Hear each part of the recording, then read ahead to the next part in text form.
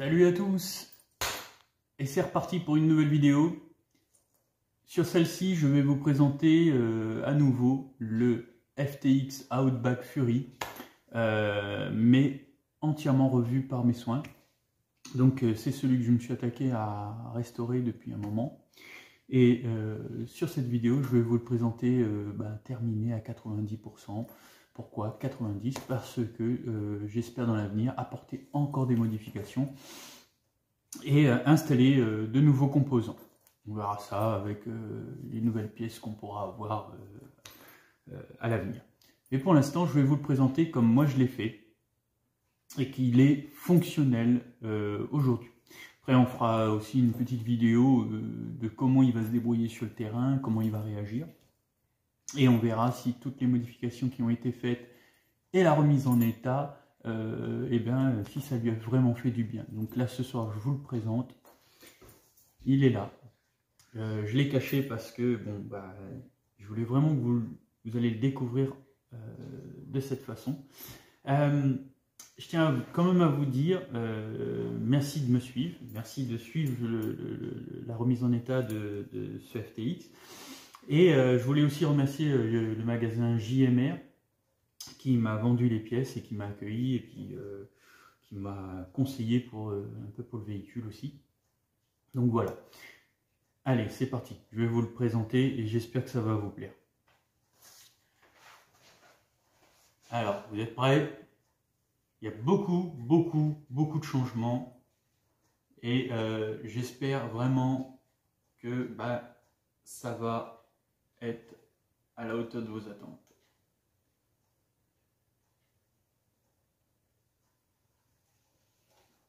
Badam. Le voici, le voilà. Donc, première chose que vous allez pouvoir remarquer déjà, c'est qu'on n'a plus du tout, mais alors plus du tout, la même carrosserie. Pourquoi? Parce que la carrosserie d'origine du FTX, malheureusement, après la dernière sortie, a mal fini. Elle a continué vraiment à se fissurer de partout, donc impossible à sauver. Et du coup, on est reparti sur cette toute nouvelle carrosserie qui est celle d'un Land Rover en mode pick-up. Très solide, si on peut dire ça comme ça. Et puis la couleur, ça change aussi un petit peu. Donc il y a eu pas mal de récup, dans le sens où déjà vous pourrez voir par la suite, la grille de capot du FTX, je l'ai récupérée, je l'ai installée dessus. Et puis voilà quoi. Bon, allez, je décroche le téléphone, je vous le montre en entier. Je sais que vous avez envie de le voir. Allez, c'est parti. Hop.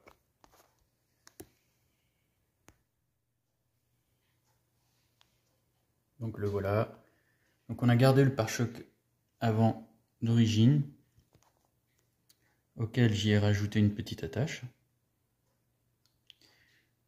Les feux qui sont fonctionnels.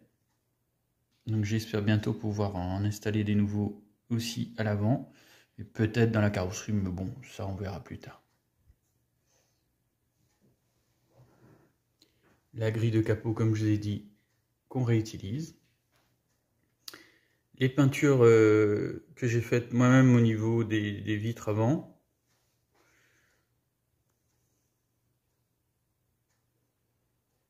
L'intérieur, alors je vous mettrai les photos. Donc on a nos deux petits personnages. Et l'intérieur, c'est un intérieur de camion Mercedes Bruder. Je mettrai des photos aussi de comment je l'ai fait. Et comme ça, vous pourrez voir. Voilà, les petits autocollants. On voit un petit peu aussi ce que j'ai installé au niveau de la mécanique. Les très belles jantes. Alors ce sont des jantes de chez AliExpress. Les amortisseurs aussi.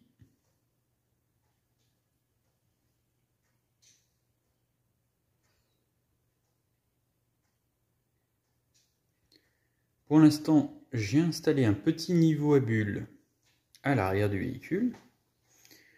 Alors, on va s'arrêter un petit peu sur l'arrière du véhicule. Le petit niveau à bulles que vous avez ici, Donc pour l'instant il n'est pas fixé. Donc j'hésite encore, donc dites-moi dans les commentaires si vous pensez que c'est une bonne idée de l'installer. Et on voit vraiment, il est fonctionnel, hein, on voit la petite bulle, elle bouge et tout. Donc je trouve que ce serait marrant quand on roule de voir un peu la limite qu'on va franchir et puis après peut-être de le noter. Pareil pour le bidon à l'arrière, donc il n'est pas encore fixé, mais c'est pareil, si vous le trouvez sympa avec ou, ou sans, donc voilà, hein. Sachant que le petit bidon, bon, il a ce petit aspect un petit peu rouillé. Moi, pour l'instant, je le laisse, je le trouve plutôt sympa. Je trouve qu'il va bien en lieu et place. Donc après, voilà, dites-moi dans les vidéos, vous aussi, ce que vous en pensez. Voilà. La roue à l'arrière qui a été fixée. Les autocollants. L'attache qui a été installée. Bon, il est en plastique, il n'est pas en métal, mais on en mettra un métal plus tard. Voilà, les petits autocollants de la chaîne. Hop.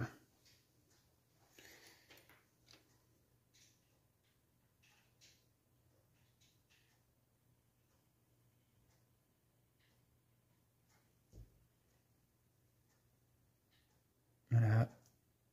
Pareil, j'ai réutilisé pour faire la poignée de porte ici un petit bout de l'antidérapant que j'ai installé à l'arrière.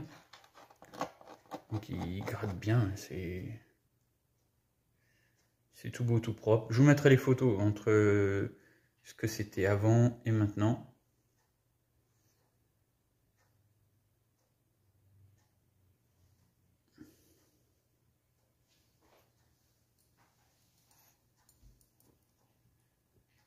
Voilà, ça lui fait une belle goule. Tac. Voilà. Bon, ce que je vous propose maintenant, c'est d'aller voir à l'intérieur et en dessous. Voilà, la carrosserie a été enlevée. Et on va pouvoir maintenant s'attarder un peu plus sur tout ce qui a été fait au niveau du châssis. Alors, tout ce qui a été fait. Donc premièrement, on voit, il y a eu un sacré nettoyage. Et tout est rangé, tout est propre. Maintenant, on a une batterie LiPo. Voilà.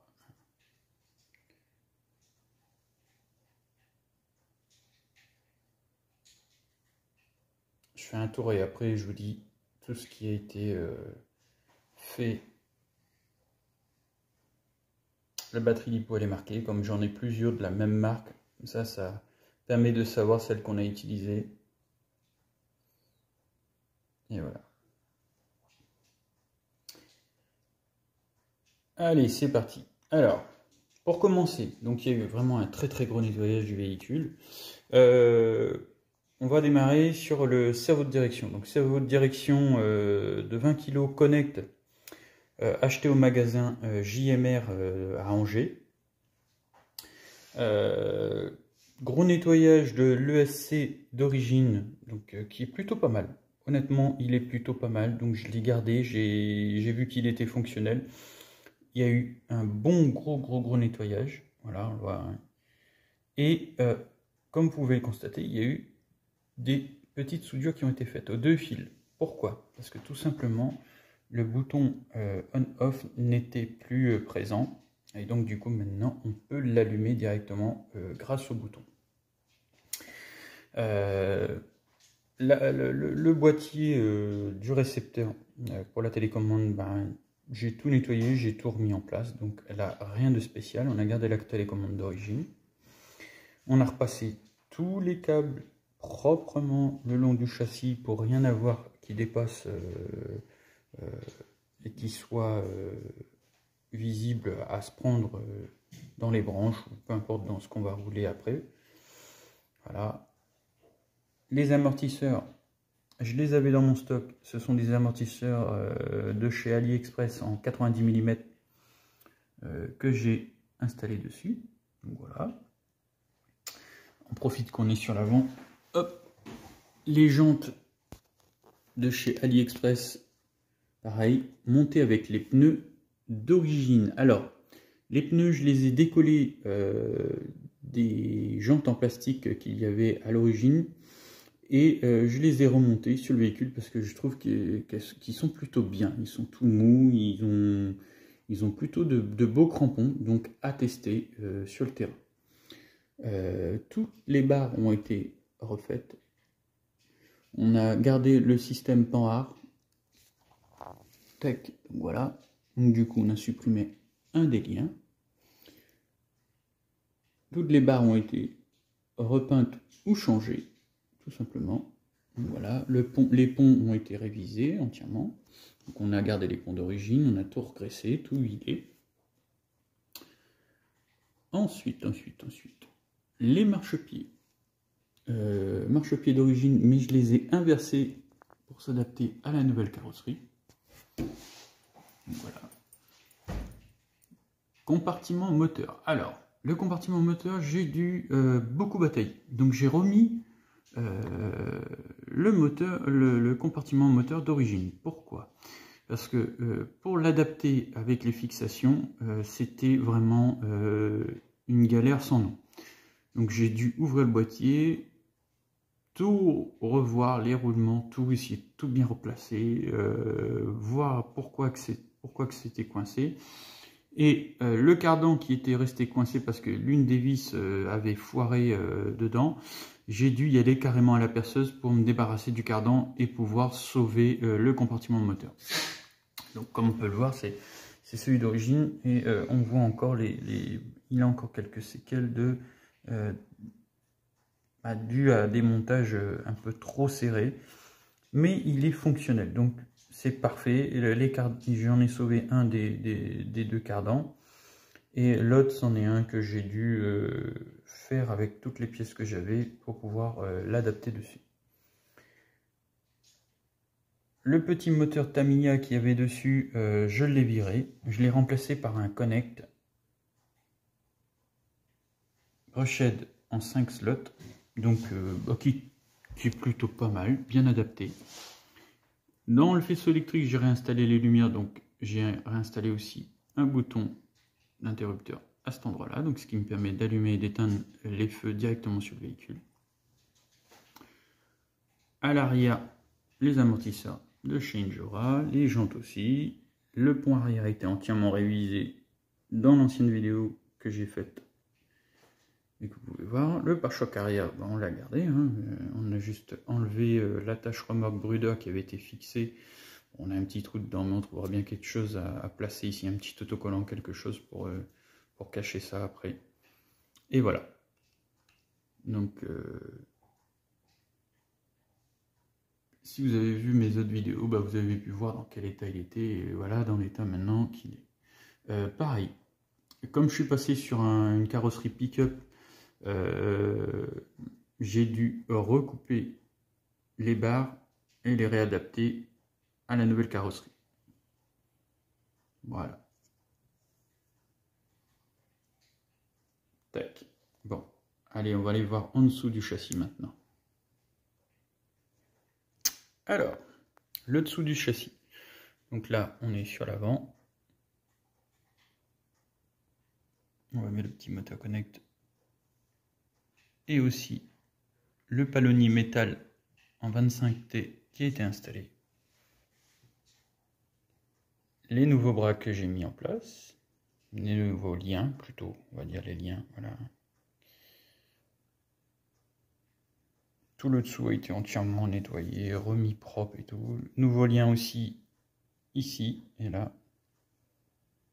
Et voilà.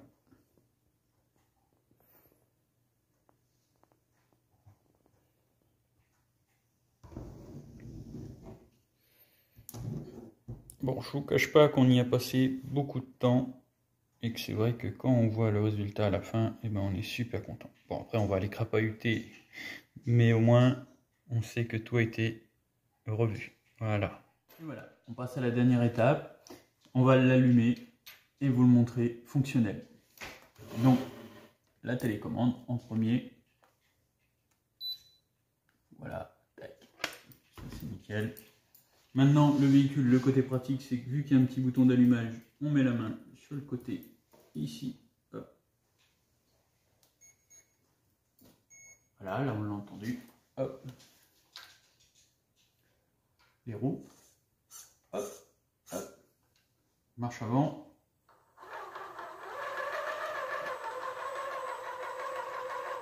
Marche arrière.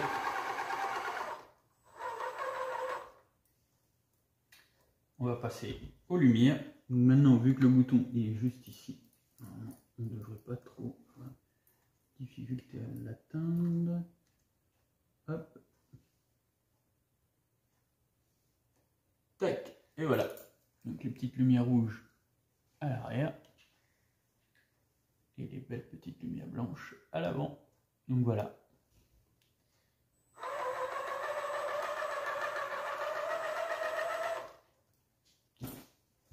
Voilà, sur ce, et ben, si ça vous a plu, le pouce bleu. Si ça vous a pas plu, la descente du crawler. Laissez vos commentaires. Encore merci à tous les abonnés. Merci pour vos commentaires. Continuez comme ça. Et puis, joyeuses fêtes à vous tous et bonne fin d'année. Voilà. Allez, bye bye, à la prochaine.